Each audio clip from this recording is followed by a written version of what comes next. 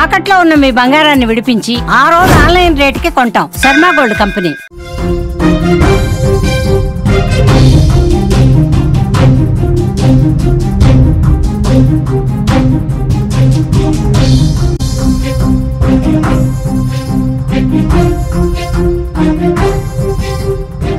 Mumbai Pune express వేలో road ప్రమాదం.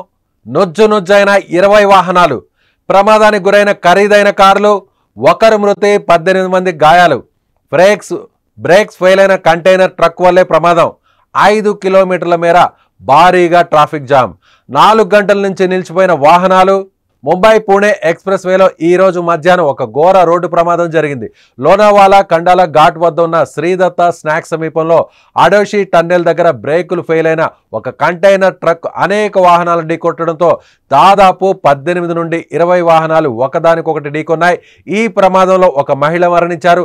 18 మందికి పైగా గాయపడ్డారు.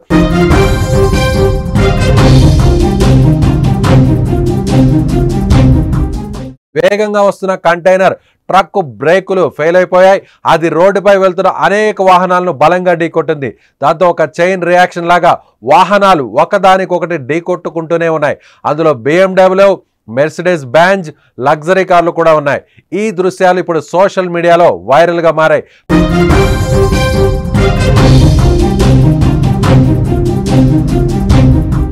ప్రమాదం జరిగిన ప్రాంతం మొత్తం వాహనాల శకలాలతో నిండిపోయింది. ఈ సమయంలో అక్కడున్న వారికి ఘటన చాలా భయంకరంగా కనిపించినట్లు తెలుస్తోంది. ఈ ప్రమాదంలో గాయపడిన వారిని వెంటనే నవీ ముంబైలోని ఒక ప్రైవేట్ హాస్పిటల్కు తరలించారు. చికిత్స పొందుతూ ఒక మహిళ మరణించినట్లు పోలీసులు తెలిపారు. గాయపడిన వారిలో కొందరు పరిస్థితి విషమంగా ఉందని సమాచారం. పోలీసులు, సహాయక బృందాలు వెంటనే రంగంలోకి దిగి సహాయక చర్యలు చేపట్టాయి. ఈ ప్రమాదం కారణంగా ముంబై పూణే ఎక్స్ప్రెస్ హైవేపై దాదాపు 5 కిలోమీటర్ల మేర భారీగా ట్రాఫిక్ జామ్ అయింది. వాహనాలు గంటల తరబడి నిలిచిపోయాయి. ఈ ప్రమాదానికి కారణమైన కంటైనర్ ట్రక్ డ్రైవర్ను కోపోలి పోలీసులు అదుపులోకి తీసుకున్నారు. అయితే ప్రాథమిక వైద్య పరీక్షల్లో అతను మద్యం సేవించలేదని తేలింది. ఈ ఘటనపై పోలీసులు కేసు నమోదు చేసి దర్యాప్తు చేస్తున్నారు.